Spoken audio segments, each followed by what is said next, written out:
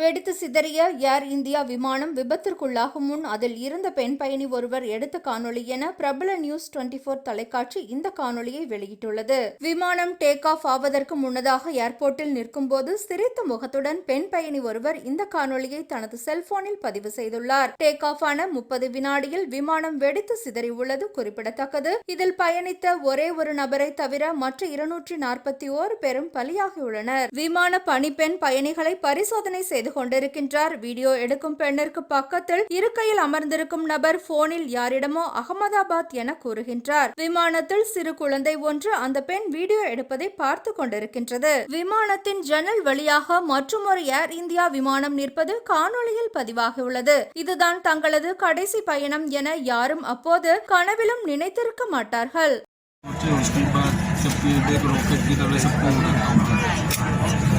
इन्होंने मेरे को उड़ाया, अब मेरी गाड़ी उड़ाने की